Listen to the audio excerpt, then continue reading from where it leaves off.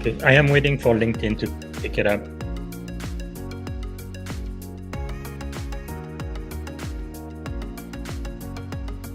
Here we go.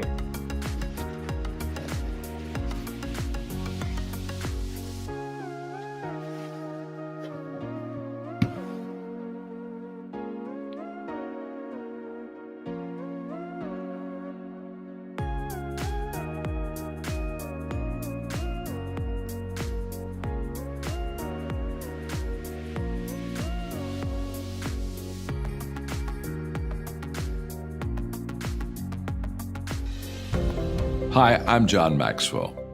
When the top companies in the world are looking for trainers, speakers, and coaches, there's one name that stands above the rest, and that's Maxwell Leadership.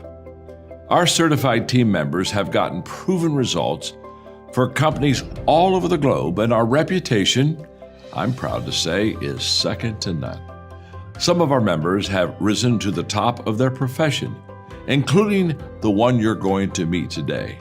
I proudly introduce you to my friend Bob Fabian Zinka. Welcome to the Leadership and Success Podcast with your host, Coach BZ. If you need to develop into a better leader, this podcast is for you. If you want to achieve a greater level of success, this podcast is for you. His mentor, Dr. John C. Maxwell, said it best: everything rises and falls on leadership. We hope to inspire you today and provide you with an insight that has the potential to positively impact the trajectory of your life. Welcome to the Leadership and Success Podcast.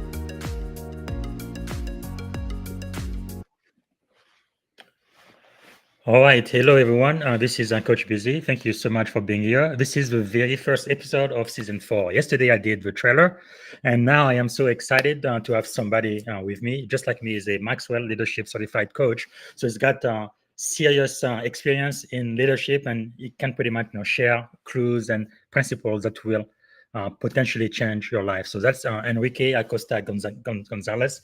And I'm going to switch over to the screen here. You should already have access to his LinkedIn page. Here he is, and he is the CEO of Triad Leadership Solution.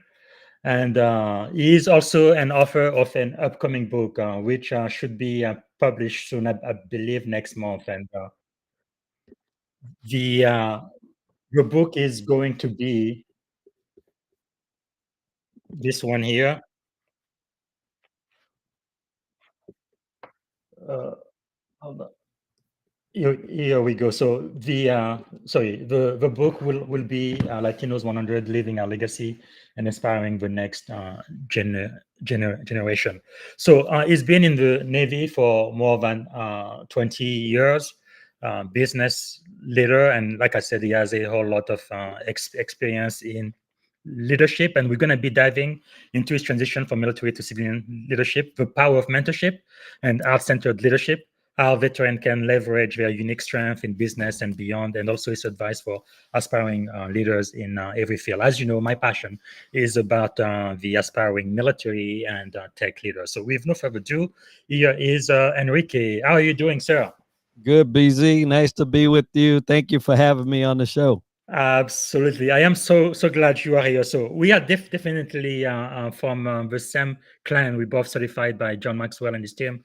And on Wednesday, day after tomorrow, I will be interviewing Chris Robertson, who's this executive vice president. I'm sure he was one of your faculty mentor as well. So I'm very glad to have you there. And another thing we have in common is we both have served in the U.S. Navy. So if you can tell us about your leadership journey. Yeah, absolutely. Well, thank you once again, BZ, for having me on the show.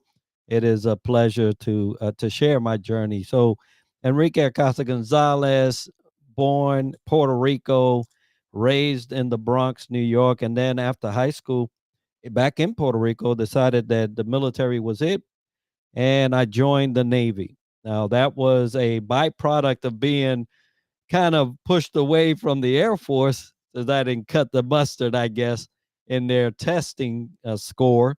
And the Navy received me. They put me into the meteorology and oceanography community, which I was in for 26 years, rose to the ranks of E8 as a command senior enlisted leader or command senior chief, and then exited, gracefully after 26 years and decided that, hey, why waste all my leadership knowledge that I gained while in the military?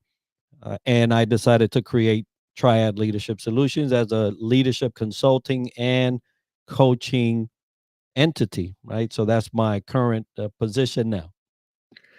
Wow, that is amazing. And you know what? When I joined the Navy, actually, before I go there, so you said you tried to go to the Air Force and then you got into the Navy. Did you try going to the Marines and the at the time the sorry, and the Army also? No, no, I knew that that side of service I did not want to be part of.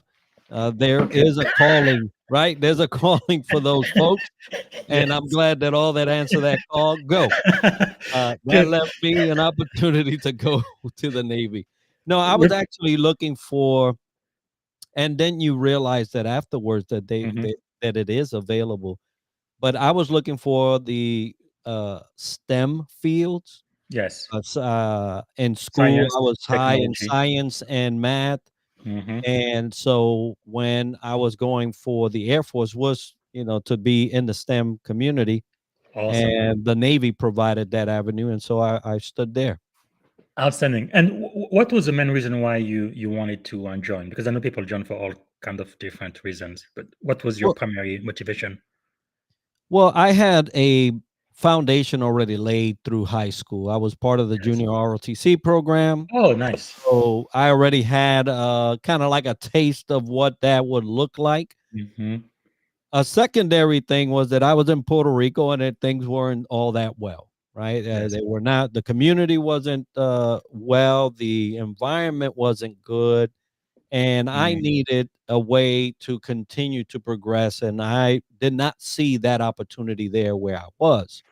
yes. And that also, kind of helped me to continue to push and get into service and potentially, leave and go abroad, which I did. Wow, that is wonderful. For me, I joined in 2004. Actually, I tried to join after 9/11, but at the time I wasn't a US citizen and didn't have my green card. So I talked to all four branches. They all asked me to go Pakistan, which was fine. But that's when I realized, like you, the Army and the Marine, God bless them, that's not for me. But it was either the Air Force or the Navy because we tend to use a lot of our brain, right? Sort of our muscles. It's really a lot of no. If you want to do things with computers, technology, this kind of things. Definitely, I highly recommend that. Now, for those watching us, especially young people, maybe getting out of high school or college, I highly recommend you join the service. No, even the army and the marines. That is fine too. But even if you only do it for a couple of years, I think it's gonna be great for you. You're definitely gonna learn about leadership. And if not going on active duty, you could also consider the reserve or the National Guard. I think it's really a great privilege to be able to serve your country. Now, another thing I must say about the Navy, my sea daddy always told me, right, what location is to real estate is really what leadership is to the services, especially when you become a senior enlisted and an officer. It's all about leadership. So that's something that's really going into us from the get and go. Is there anything else you would like to share, kind of about your leadership journey and what you've learned either through the Navy or the leadership consultancy business you have now? Yeah, I'll share some of that, but let me just be mindful that there is Coast Guard and Space Force, right? So you can do that if the other branches are not available, and they all serve both intellectually and physical in one way or another, right? So for those that are listening, you will be in good hands wherever you go and choose to serve. Now, in terms of leadership, my journey, and you mentioned that you had followed John Maxwell since you were 16. I believe I was already in the military then. Uh, but when I joined in 1989, I already had heard whispers because I grew up in the church about John Maxwell and his program within the church. And so I had already in the early 90s been following him from the church perspective, right? From his faith-based perspective and his leadership. And he grew the John Maxwell leadership into what it is today from that bed, right? That foundation. And I decided early on that leadership would be something that I studied, and now I consider myself a leadership practitioner. A lot of folks want to Mhm. say they're experts, they're this, and the other. No, I practice it so that I can hone it and then, try Yeah. to make it alive in me. And so my first 3 years in the military were faced with an individual that was a high level individual in the enlisted ranks. He was my command senior enlisted leader, and for some reason or another, at this point, it kind of just blows my mind.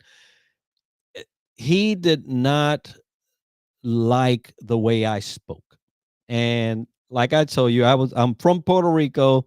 I grew up in the Bronx, and so I must have had an accent, and I understand that we all do. If you go to the Bronx, typically you pick out people that are from New York or not. And so for some reason or another, he chose that, hey, I don't really like this guy's way of speaking. And so he, challenged me all 3 years. And from that, I said, number one, I cannot have anyone from this point forward suffer the things that I did. And number two, how can I be the best person in terms of speaking and using the spoken word as a tool and sometimes weapon, I will tell you, that I would not have to go through this ever again. And so that is really what pushed me down the leadership road and perfecting who I was and what I represented and ensuring that I was not that type of senior enlisted leader Hmm. that would devour, their young, right? And Yes. so that's how all of that got started way back in the early 90s. Wow, that is amazing. As you know, in the Navy, the senior enlisted rank, they wear khaki, E7 and above, they are the chiefs. And in my humble opinion, they run the Navy. I think we officers take glory for all of the hard work, all of the chiefs do. And thank you so much for being a senior chief in the US Navy. You really are the anchor. But only of all of the thousands of chiefs I've had to encounter, especially when I was enlisted, maybe only one or two were kind of bad chiefs. I wonder how in the world did they earn their anchor, because they didn't like their sailors at all. No, most chiefs I've seen like you really love your people. You really do everything you can to give them all of the resources they need to succeed, and you develop them into leaders and eventually to replace you when you retire and all of that. So your experience, though, being from Puerto Rico, being in the Navy now, I believe the Navy is probably one of the most diverse organizations I've ever been a part of. And I think we've improved a lot from back in the days, but I feel like we still have room for improvement, especially if you are Black, Mexican, Puerto Rican, or a woman in this Navy. It is not always easy. I think, again, in my 20 plus years experience, it's got better and better and better. But there were definitely times where I felt like, yeah, some people, they didn't like me because of my accent, because I was born in another country, because I'm Black, or for whatever reason. And part of the reason why I wanted to become a better leader, just like you, is to really show the people who come after me what leadership looks like, right? What it means to really care for people and support them, regardless of where they come from. And so, how would you define leadership? Well, I think that we will always go to the standard Maxwell Yes, definition of influence, right? yeah, But right here. I'll tell you, right, and Yeah. it is leadership without influence is not leadership. It Mhm. is coercion. Right? You have to force somebody to do something if you have not influenced them in a way that they will naturally follow you and do the things that would, you're asking them to do. And so that's why, in terms of Maxwell, the influence is a key factor. But I'll tell you that a leader that does not know themselves can't accurately and truthfully lead anyone else. And so, in terms of leadership, which I tell most people, if you aim to lead, then ensure that you know how to lead yourself. And if you cannot do that, then take a step back, get that done, and or continuously do it, because we're always learning more about it, ourselves. Continuously do it where you're not being a false leader or a leader in a position only, and not by winning the hearts of the people and allowing them to freely follow you, right? So that's my take, a long take there, but I believe Well, that that's as accurate as I can put it. absolutely. No, I couldn't agree more, because many people, especially when they're young, they feel like being a leader is your title, right? And I guess even Dr. Maxwell teaches, no, that's the lowest form of leadership possible, right? Right. Because if you have a title, you have a CEO, you have a manager or a director, yeah, you can fire me. So I'm going to do whatever you say. So I give you a position of leadership, but again, it's following you just because I have to, not because I want to. And one thing I've really learned in the Navy, most of the skippers, the leaders I've had, those are people I would almost follow anywhere. And as you know, in the Navy, we get paid a lot less than they do in the industry, for similar skills and experiences. But Right. I've never heard of anybody at IBM or Google or Microsoft who says, I'm willing to die for you. I've never seen that. But every day in the Navy, the person to my right, to my left is willing to do that for me. And that's really, really huge. So being able to follow, even all the way to the point where they sacrifice their own life if they have to. I mean, that's real influence right there. It is quite amazing. Anything else you'd like to add, Enrique? Yeah, and you mentioned the military, and some people think that that's just the case. There have been stories of wartime where some people have walked away from others, and so it's it's a sad thing to know that that would even be the case within the military, but that goes to show you how true leadership is valued, how people are looking for folks that they can gladly put their life on the line for, and would do it any day, right? And so the majority of folks in the military will do that, but there are some instances where the leaders are so bad that they might just say deuce and walk the other way. And it's a sad setup and a sad scenario. But people are people, regardless whether they are in the military or out in the civilian world.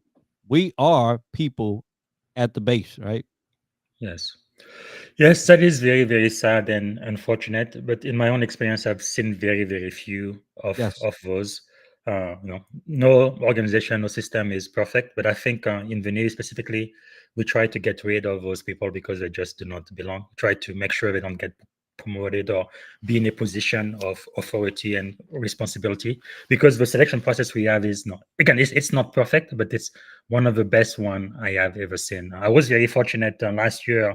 I sat on the selection board for O4. So all of the O3s in the entire Navy Reserve, I was one of the 9 members who's decided if they're going to get promoted or not. And part of the things we did is to look at their experience as an O1, as an O2, as an O3, their record, their qualification, and also the way they led when they were on active duty or deployment. But anyway, yes, it's very, very important. And it's really part of the reason why I have this podcast. I call it the Leadership and Success Podcast. I started this 3 seasons ago, so 3 years ago, and now I also have a daily leadership, excellence, and accountability devotion I write every single day. Again, my focus is for the aspiring leaders in both the military and technology. But really, like you said earlier, it applies in any any field. Now, I'd like to start the best part of my conversation now, the 7 questions I ask. If there is anything you'd like to share before we get into the 7 question, let me know. And just so that you know, I got all of the 7 questions from Papa John. He's the one. He's very very famous in Atlanta. He takes people to lunch for an hour, and he really wants to know the answers to this question, and he takes notes. So that's where I got the idea from. Anything you want to share before we start with the 7 questions of leadership? No, no.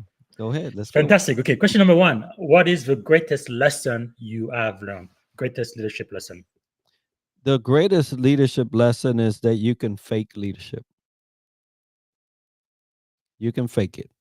And there's a lot of people out there that are doing that just right now. Hmm.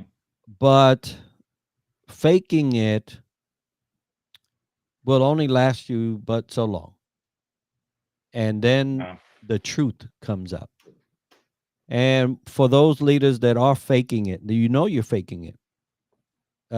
You can actually gain a hold of the rest of your life if you just mhm. say, you know what, I'm not going to do that no more. I need help, and I need it desperately, and I'm going to get it. And no one's going to, frown on that. No one probably will probably cheer you because you've come to a point where you realize that faking typically causes harm to those that you are leading. And sometimes those people know already, right? Yes. But yeah, that was a hard lesson, and one that I realized that, yeah, you could fake this thing. Yes, and that's very, very sad. And I agree with you. I think people always know. If a boss really cares for you, or like, many times they would say, how are you doing? And when you start saying how you feel, okay, next, you've got to do X, Y, and Z. Like they just focus on the work and not the people. No, like we've learned in the Navy, right? Mission first, but what? People always. Always. So, and people know it if you don't prioritize them in any meaningful way. I guess that's what makes Papa John's leadership sad, especially in the last 5 years or so in our country. I think there's been a lot of things happening where leaders don't always do what they are supposed to do, which is that's why I think I wrote an article. I think 5 years ago about the difference between a boss and a leader. Right? Usually, a boss they want you to work for me, so you're gonna do something for my own betterment, my own enrichment. I'm going to use and abuse you. But the leader, I'm going to serve you, right? I'm going to show you the way forward. And that's exactly what Dr. John Maxwell teaches. And that's what all of us teach. And that's really what we aspire to, leading and not bossing people around. So what would you say is the secret to your success? You've got your own company now. You had a great career in the Navy and all of the lives you are touching right now. And I see that you volunteer quite a bit too. So what's the secret of your success, you think? Yeah, the secret is truth. I lead Mm. with truth, and I lead in truth. And truth is the basis and foundation of my leadership. If it's not true, then it's not being done. And that's been it. And people appreciate that, Mm. because one thing that you can do as a leader that could really be detrimental is to live in and lead in lies. Now, people Yes. do not appreciate that. Now, they may have a challenge with lying or sharing lies, but they don't appreciate a leader that leads that way.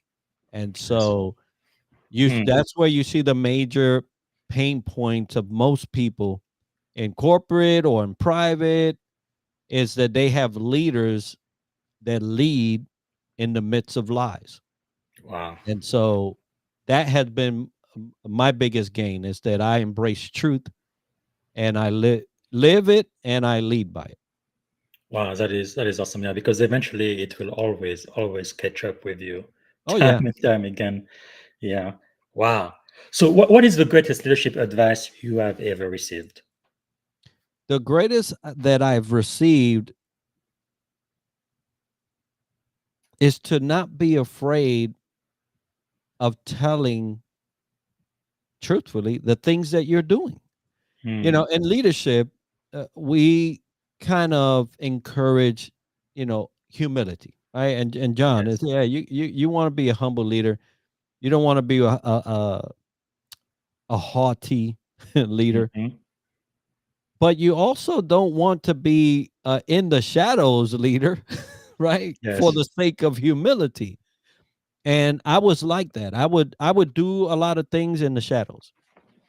And then, in the military, that's not going to work because what are you going to put on the eval, Yes. right? And so a master chief, Mark Schaefer, he says, "Hey, Enrique, man, you done a lot, and nobody knows about it. Mhm. Nobody." And he says, "I understand, your faith-based background kind of pushes you to humility, but that's not going to work here. Yes. Yeah, it's just not going to work. You're going to be doing all of that. No one will ever know, and you'll never get credit for it." Yeah.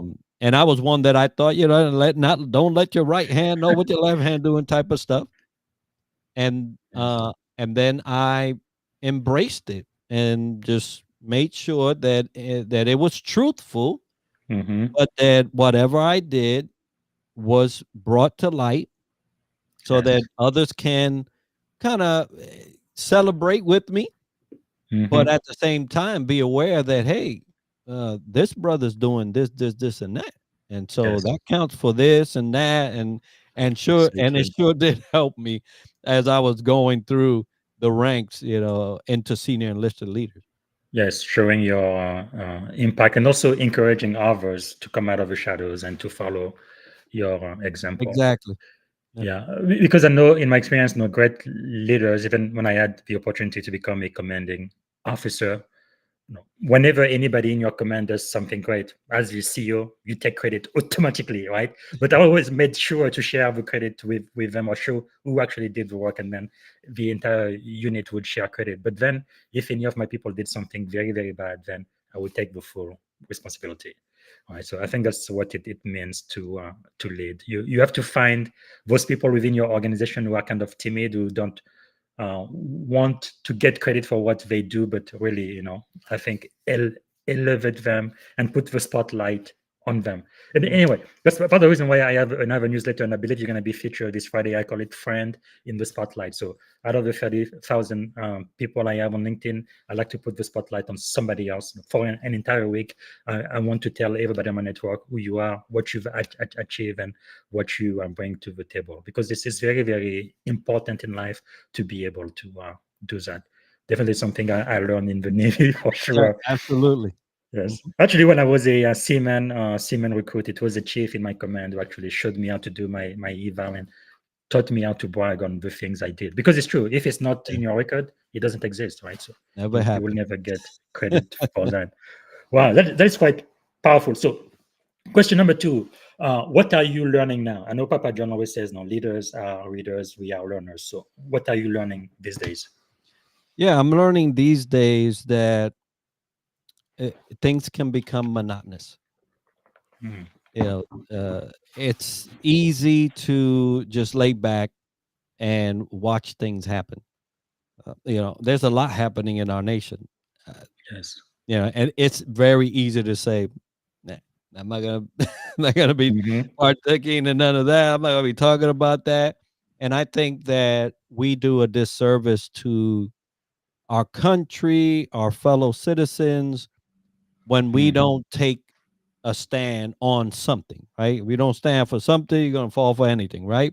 Yes. And it doesn't mean that you need to be an activist, or out in front of the the, the stairs of the Capitol building, Yes. but you must be sure that you have an understanding of what's going on and where you lie. Yes. Because if not, then we will be a nation, they say, that has lost the want to, you Mm. know, has lost Wow. the want to. I have a young man that I mentor, and I asked him about serving. Yes. He says, "Do you think our nation is worth serving now?" Hmm. And I said, "What?" He says, "Look at this Wow. mess. You think that I want to give my life for that?" Hmm. He's young. I'm like, teens. Wow. And I said, "Oh my Lord." Because me and you came from a different era. Yes. And you Yes. didn't have to ask me to join. I was going. Yes. Um, but our world and nation is different. And Hmm. there are some youth and teens that see it differently. This particular one just kind of floored me Wow. because I was looking at it and I said, man, I gotta admit the dude's right. What Wow. he's seeing right now, Hmm. it's tough. It's tough to swallow. So Yes. yeah, you could things can become monotonous. Things get, but we have to fight that. We have to fight the monotony. Thank you so much for sharing. And from what you said, so people really need to know who they are, what they stand for, what their core values are. You and me being in the Navy for more than 20 years, it's been drilled into us. Oh Honor, yeah. courage, commitment. Right, Yeah. those are my personal core values. That's what I stand for. And what do you think the average person, or like the young men like the one you are mentoring, aspiring leaders, they need to do to figure out what they really stand for, what those principles are, right? Because one thing that kind of concerns me a little bit. You will see it in the country like back in 2020, like for example, diversity was really big. Everybody wanted to do diversity as a performance. Oh, we're gonna spend so much money and invest. And yes, Black, like Latino, they're important. But today it's like, no, they're not important at all. We were lying to you. We don't stand on anything because the political shift is changing. Therefore, they really don't stand on anything. All they want is whatever's popular, whatever is trending. So in this society, what do you advise people should do to really figure out what they really stand for, so that it doesn't matter what the political shifts and winds are, they know who they are and they can stand in their integrity. Yeah, I have always encouraged mentorship, right? I've always Yes. encouraged it because there are others that have gone before you that can kind of fill you in on the substance of what is really happening, right? And I don't know how these next few years are going to impact, but that period will end, right? There's going to be another election and there's going to be changes and things like that. So I would encourage a young person not to focus on what they see right now, but in totality, right? Look at the Yes. totality of our nation and look at the totality of what it can afford you, your future family, your current family. Yes. Because I'll tell you, I did go serve. Hey, and I'm a Cold War veteran. I can't believe that, right? I Hmm. came in at the very tail end of the Cold War, so I got a certificate that said that first Iraq War, Yeah. Kosovo, Global second war. Iraq, Hmm. Afghanistan. I my career spans a lot of wartime, Yes. and it still didn't shake me in terms of whether I was going to serve or not. Uh, but this, what we see now, is all more internal, right? The war is Mhm. internal now. So don't look at what's happening in terms of like right now. Look at the totality and Mm. look at what kind of impact you can have, Yes. because it may not be service, right? It may not be service, but what impact can you have to bring about a positive outcome Mm. to your world, right? Because my world and BZ, your world, although they kind of crossed each other in different ways, they're still two worlds, Yes. right? And so, what can you do in your world with your capacity and with your knowledge to influence a positive change and start there? And I think Wow. that if we all did that, we'd be in a nice place. That is powerful because sometimes people think it's so insignificant what one person can do, but you Oh can yeah. really change your world. And Hmm. by doing so, again, you give permission to other people to do the same. And when you add it all up, eventually it can have a big, big effect. That is powerful. So, what is the greatest investment you have made in yourself throughout your career? Coaches. Yes. Good goodness.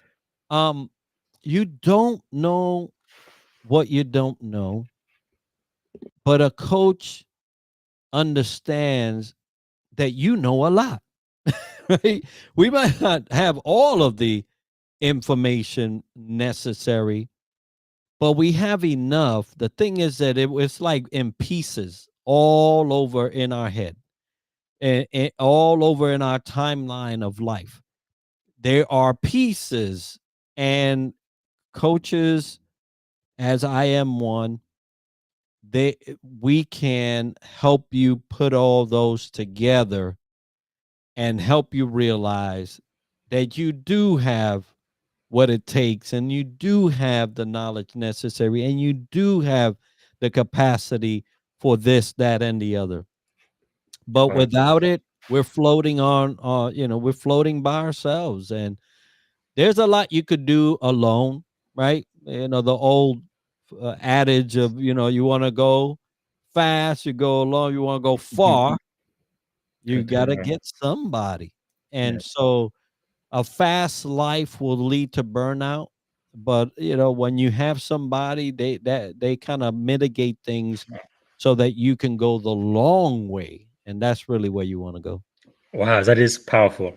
Now, one thing that Dr. Maxwell teaches, most people when they look at leaders, they only look at the bright side. Oh, they've done so much, accomplished so much. And I look at all of your work for podcasting, your business, and all of that. Wow, it almost feels like you walk on water. But the truth is, you've had some failures as well, right? Oh yeah. So, how has failure shaped your life? In my own experience, it seems like I learned the most through failure than I do through my successes. So, has that failure shaped yours? Yeah, so I often say failure is a door. That's all it is. And when failure as a door does not open, there's there's a ton of other doors, right? So don't look at it in a way of, man, you're keeping me from what I'm trying to get. A failure as a door is keeping you from something that may be too bad for you. And so sometimes we think that that door, that's the one that I need to open, and it's locked shut, and you trying to figure out, what can I do? Do I put some TNT on this? Do I get some bars to open this thing? Sometimes those failures are meant to save you. And if you succeeded in that one thing, it probably be your demise, right? So look at failures as doors, and appreciate the fact that they didn't open for you, because the Mm. one that is for you will, and then you can keep on going. That is powerful. And in my experience, I've seen so many people, they kind of get paralyzed when they fail or they face certain circumstances.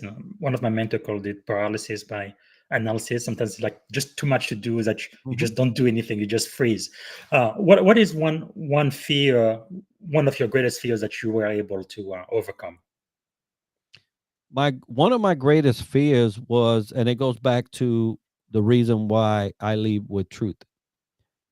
One of my greatest fears was that people would realize that the person I had created was created, and it wasn't me. And it goes back to the first 3 years.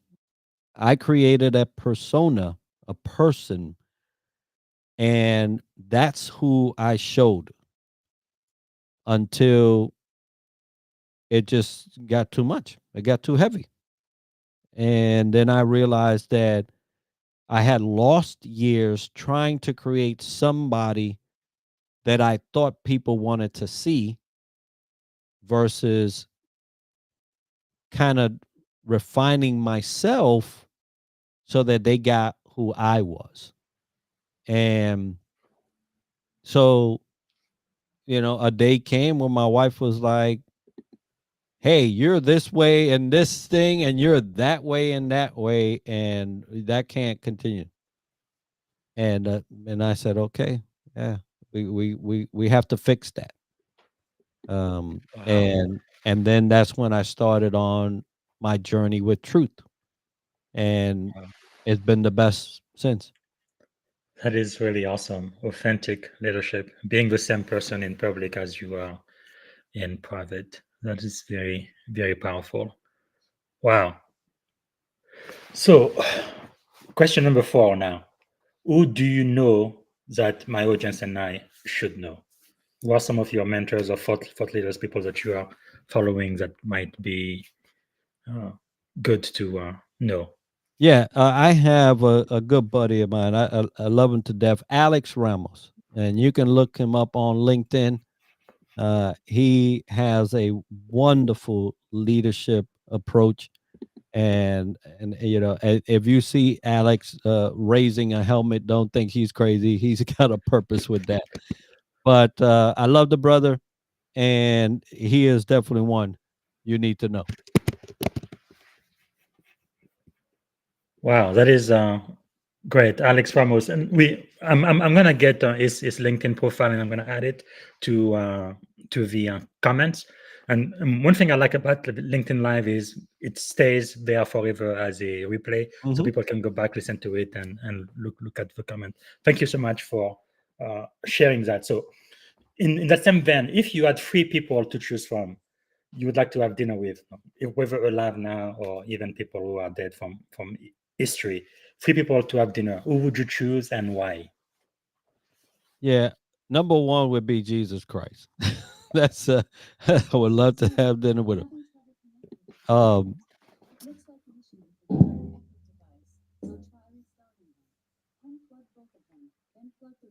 there's a there's an announcement on going on, but anyway, Jesus is one. Um, President Barack Obama. Are you still there? I am. I'm still Okay, here. Yeah, I'm good. still here. Let me make sure that Okay, I always. can hear you perfectly well. Yeah, I'm still here. Sometimes the camera will go off in one way or another, but Okay, you are it back. should be back Fantastic. on. Yes. We Yeah, talk about sorry about Jesus that. Christ and President Yeah, Obama. President Barack Obama. And I don't mention God because one day I will be, right? So, but and my mom. Wow, that's beautiful. Yeah, my mom. Great. No, that is quite powerful, and I think I know why you would choose those 3. It's pretty amazing. Is there something about your mother that you can share with the audience why you would like to have that one uh, conversation with her again? Yeah, well, unfortunately, when COVID took over the world, it also took my mom. So Yeah. back in 2000 and 2021. Yeah. So yeah, so it's been over 4 years, Yes. and it's one of those losses that you reflect on later on, and you're like, man, yeah, I can't believe it happened. And since it happened that way so abruptly during that time, you wasn't able to Yes. see them. It was cremated. It basically, I knew my mom was sick and she goes in the hospital and then I never see her Mm. again. Right. Wow. So So it was so it was a tough loss, for everybody too, right? And yes. I remind and I'm mindful that a lot of people went through that particular way. Yes, actually, this is another thing we have in common. My mother died July 2021, partly because of COVID. She was in Africa, where I am originally from, and then she was in France with my brother. And the idea was to come to America.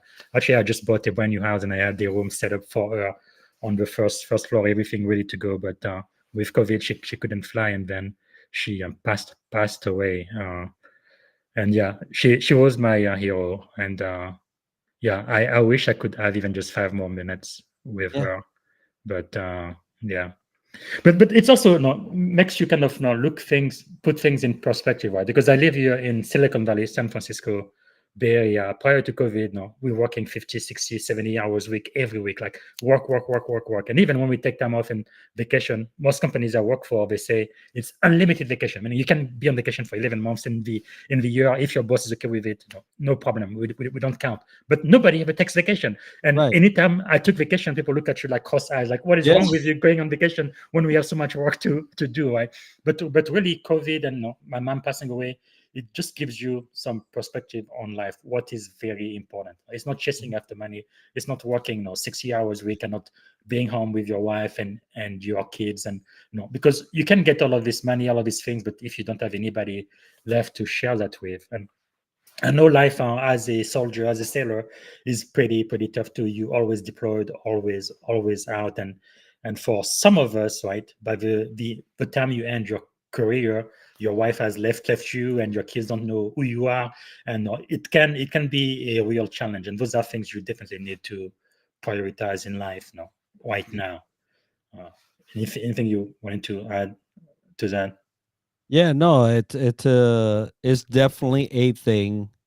You will be faced with some circumstances in life that will kind of put you in a position where you have to reevaluate, and that Yeah. period in the world's life, you got to say, Yes. it's afforded all of us an opportunity to do that. Now, what have you done since then? Have you Yes. gone back to your old habits? Did you make some changes? Hmm. But as you had asked before, what are you learning? Just continue to learn, continue to grow, continue to adjust. As long Yes. as you are breathing, you have an opportunity. It's when you're done, you're done. But as long as Mm. you're breathing, you have an opportunity to do so. So take advantage of it. Yeah, that is so powerful. I know we are running out of time. Can you give me another 10, 12 minutes, or you have to I'm go? good. I'm good, brother. I'm really having a great time talking with you. It's like mind. I can't believe we've never done this before. It's like we have so much in common, you and I. So number five. So what have you read that we should read? Which book or books you would recommend to my audience right now?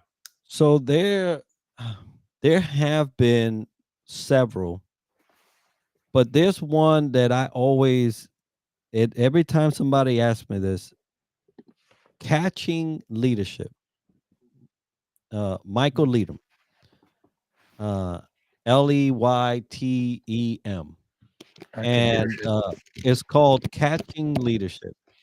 I Catching leadership. enjoyed that book so much, and every time someone asks me, that's the first one that I think of. And you could also follow him on LinkedIn, uh, and and purchase his book.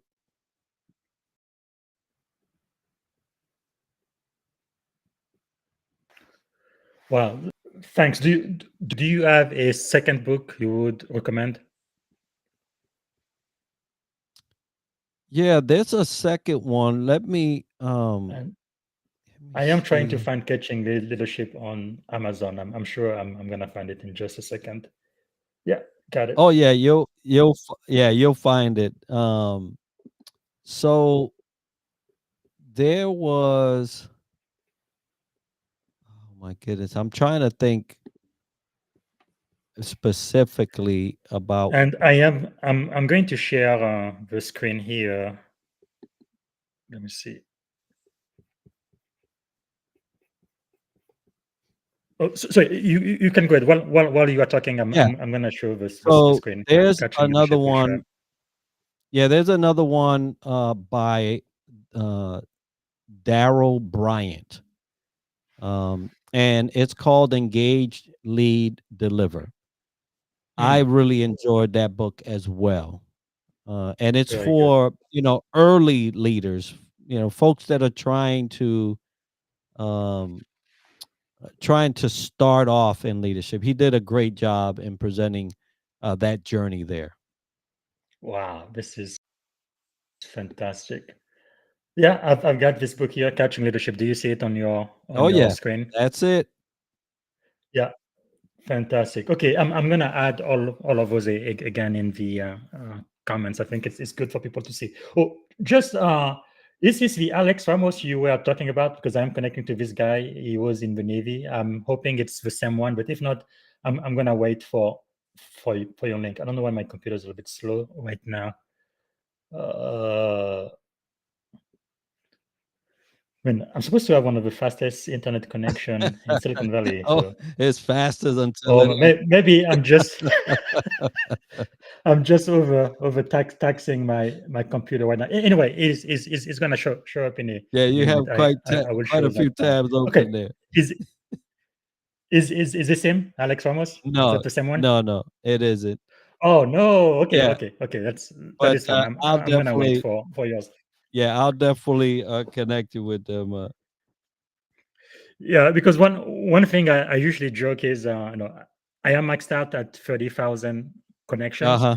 So I think you and I we connected. I think it was 3 or 4 years ago. But anyway, for me to connect with you, I had to disconnect with somebody else. Ah, So I sometimes joke that I am either connected to everybody who matters in cybersecurity and leadership and the military, or if I'm not directly connected to them, I'm only one person away. yeah. But Well, anyway, I put uh, him on there on the comments, so oh, you'll have fantastic! the right one. Very good. He's Awesome, awesome. also an air he served in the Air Force. He's a light colonel, Air Force, not your Navy. rank as well on the Air Force side, but yeah. Fantastic. Wow. Okay, that is quite amazing. Wow. Okay.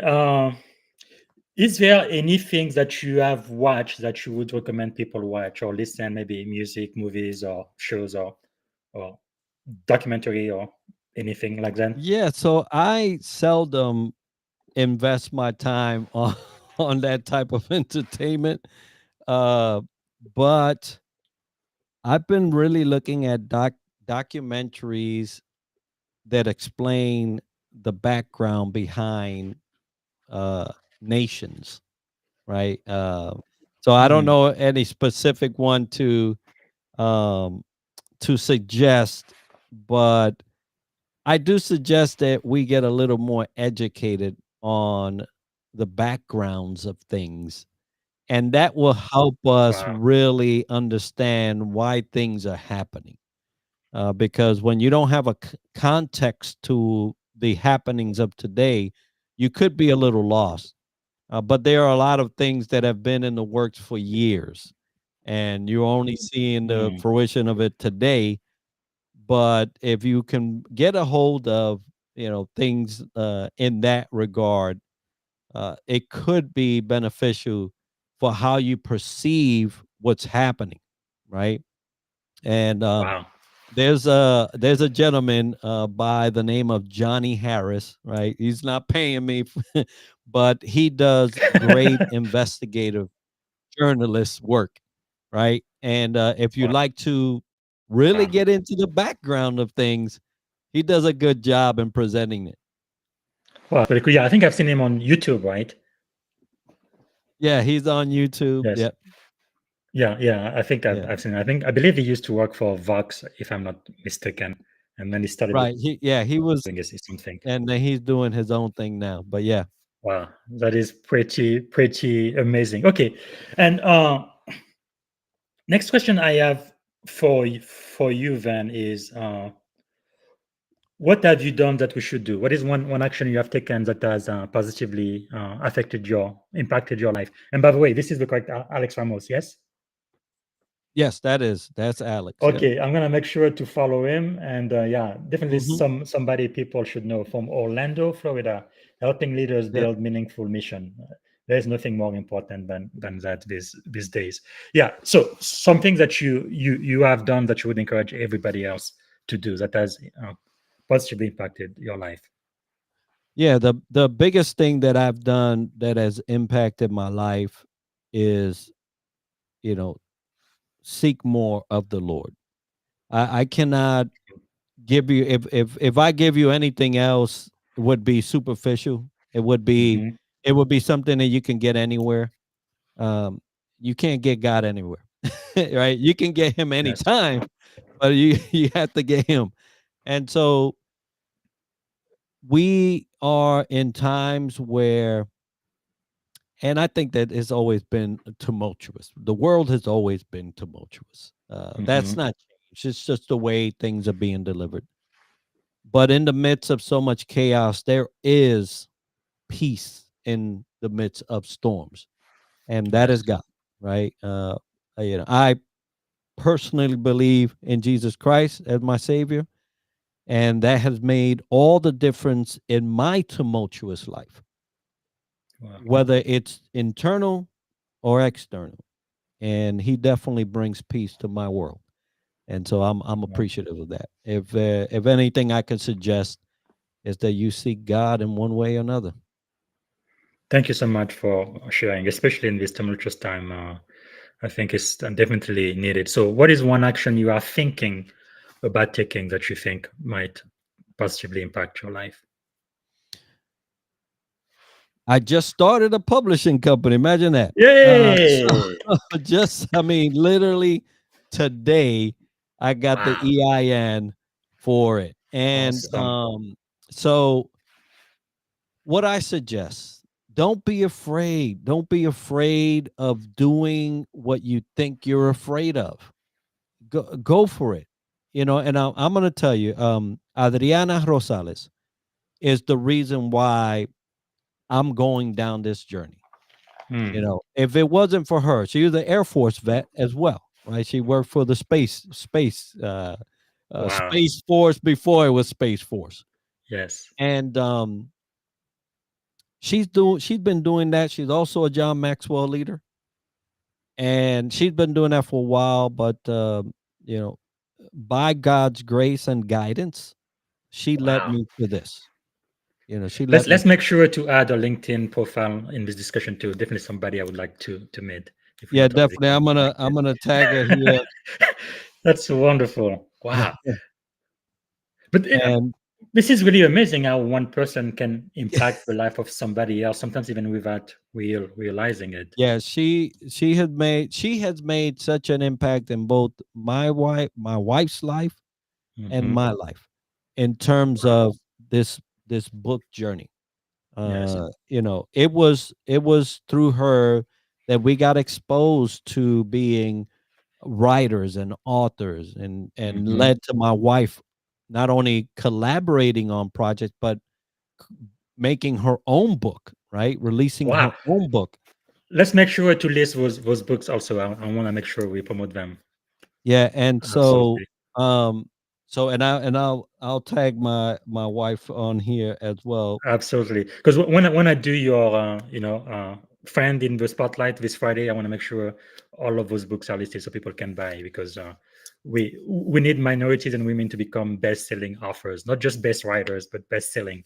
It's very Oh important. yeah, and she's done it. She did it with my wife. My wife, her first book was a best-selling book, Wow. and Outstanding. so yeah, so I'm going down that journey now, and that is the book that you see Yes. coming out in July, and Hmm. I'm excited about it, and don't know where it's going, right? But I Yes. do know that you can't be afraid. You can't be Mm. afraid. Just how we like to say, do it scared. Go Yes. ahead, do it scared. Yes. And the book you are talking about is this one here. I showed it before. Let me see. Here we go. Yeah, I really don't know why my computer is so slow right now. It's usually It, faster it may than be all the the tabs that speed are of thought. open. That's Yeah, yeah, yeah. But yeah. anyway, but no, but this is great because we have a lot of again aspiring leader here listening to this podcast, and they have no idea where to start and what to do. And I think what you're doing is really giving them hope, right? Like you originally from Puerto Rico, coming to the US, getting into the Navy, and now you're gonna retiring as a senior chief, which is a huge, huge, huge deal. You have your own business, and now you're getting into publishing. So really, nothing is too big, right? And one thing I've really learned, part of the reason why some people have such little expectations, especially again when it comes to ethnic minorities, because they have never seen anything different, right? So they don't even know Right. that it is possible, right? That's Exactly. why I think it's so representation matters so much. Us having our very first, African American president, the one and only one who's not a white man, right there in the White House, that really makes it like, yeah, this is possible. It is a possibility.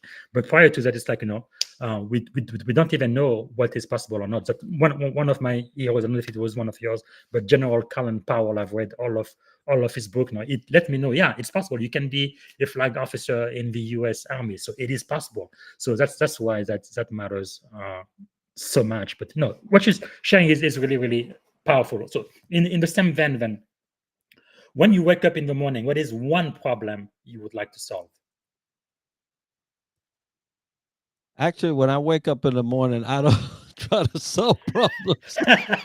Okay. The first thing I do is plant my face on the floor and thank God for this Another day. particular day, that Yes. particular day, right? I that is my humility moment. Yes. Get on Yes. the floor, face down, and thank him for one more day. After that, Perfect. then we start thinking about what kind of problems are there. So maybe one kind of related to that then is, if you had one day and only one day to live, Yeah. what would you have liked your final contribution to be? Depositing into my family. Mm, I can try to help people all over, but what I leave on this earth with my family is what's going to help everybody. yes. But shame on me if I'm helping everybody else and my family can't do it, right? So this is Mm, something that my wife always is reminding me about. You know, your family has to be able to do it when you're gone.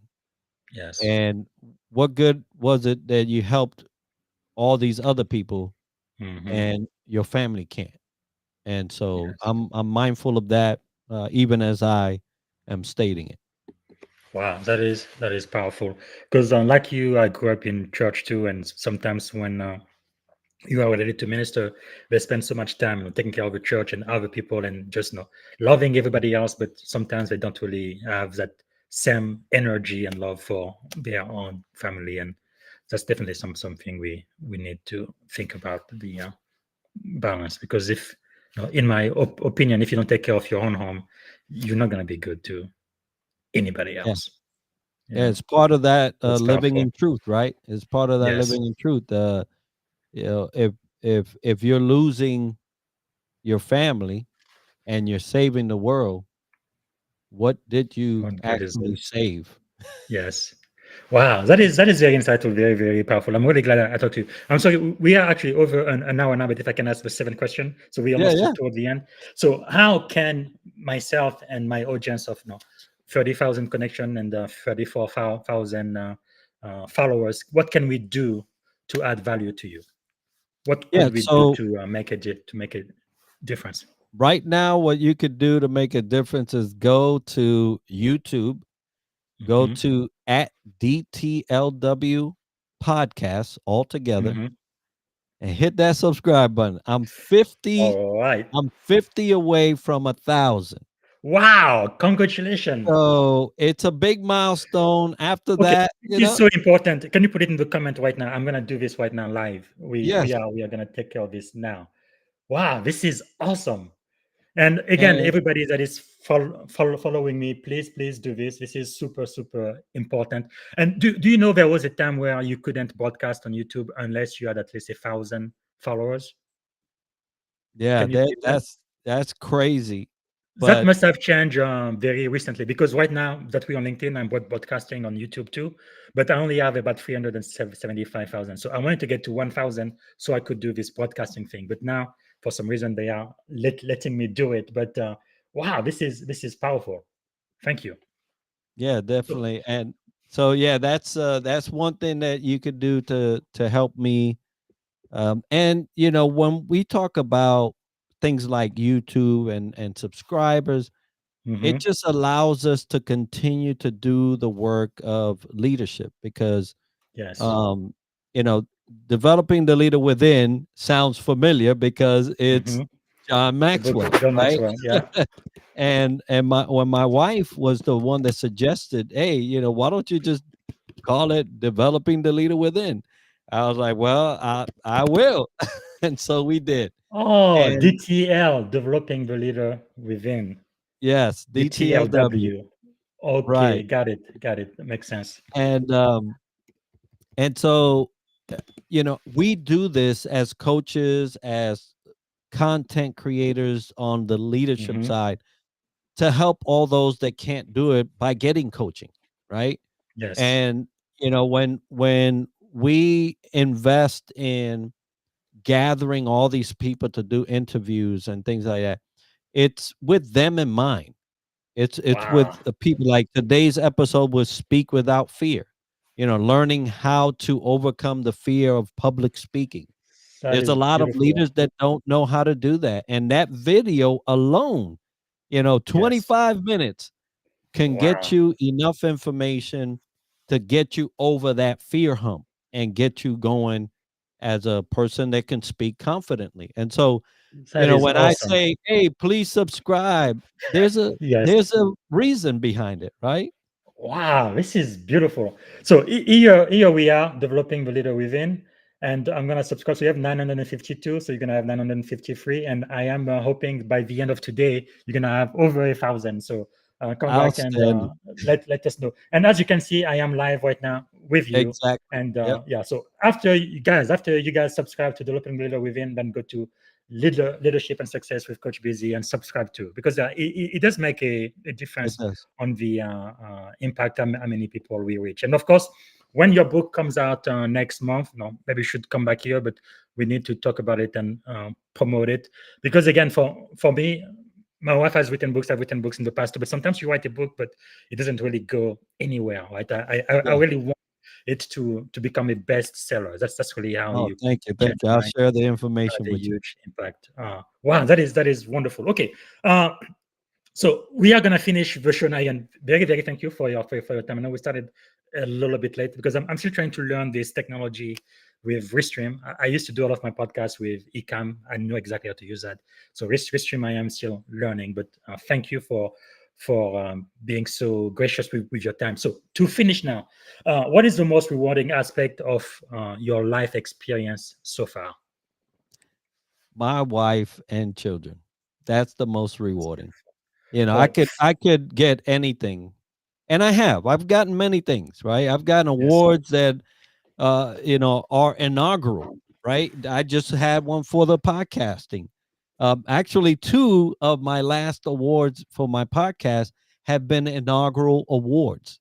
Wow. So I had some in the Navy that were inaugural awards. Yes. Yeah, so I've been blessed, man. I cannot That's complain wonderful. for what I've received from my life on earth. But That is there is powerful. nothing on earth that can Wow. eclipse the honor of having my wife and children.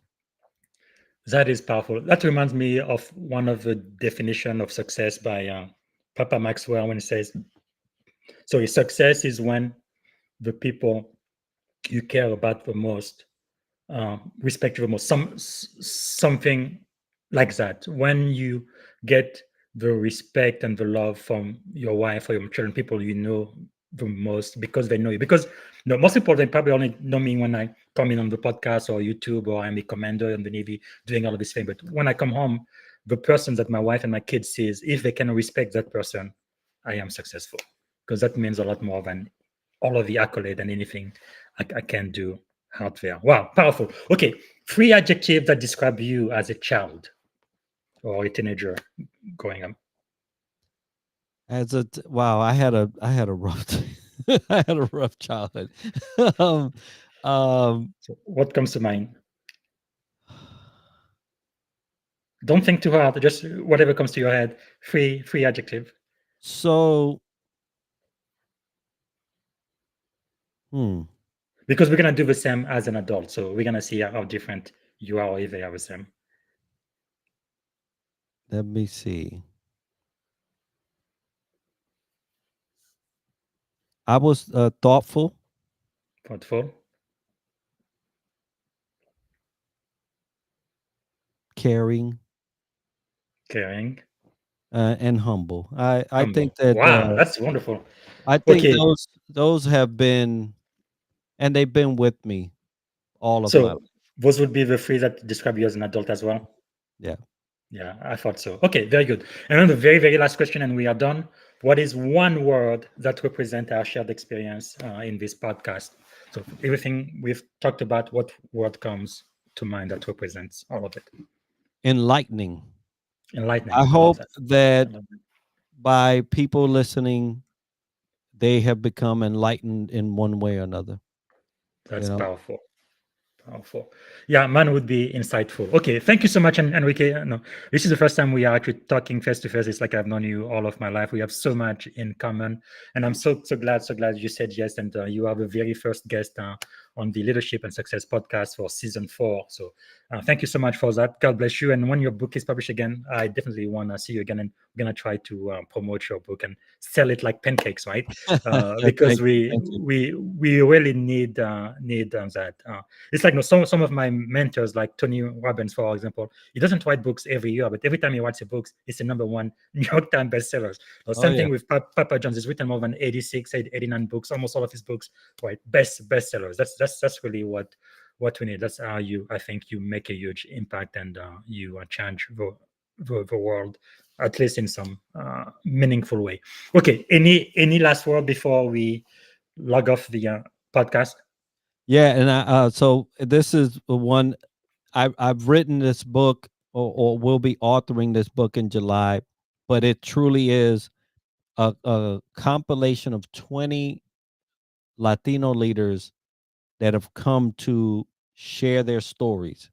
And so if you are of a minority and you want to get inspired by what could happen and could be, even though you start off in a rough beginning, these gentlemen are going to inspire you with their story. So what I love about this book is just that it's not just me telling my story, but 20 plus other men sharing theirs.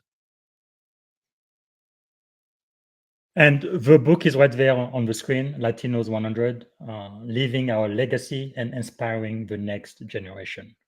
Wow, that is very, very, very powerful. Thank you. Thank you so much, Enrique. I really appreciate you being here. Thank And you. for everybody else, until next time, this is Coach Busy. And I'm going to be back here on Wednesday with a special guest, Chris Robinson, the EVP for Maxwell Leadership. Until then, bye-bye. Thank you for listening to the Leadership and Success Podcast with your host, Coach BZ. If you like what you heard, please subscribe to our channels and come back for more wisdom nuggets on how you may develop into a better leader and achieve greater levels of success. Leadership is the most critical skill. The world will always need leaders to lead others, deploy the next disruptive technology, or execute a business strategy. You may as well decide on counting yourself among the 21st century leaders. See you right here next time on the Leadership and Success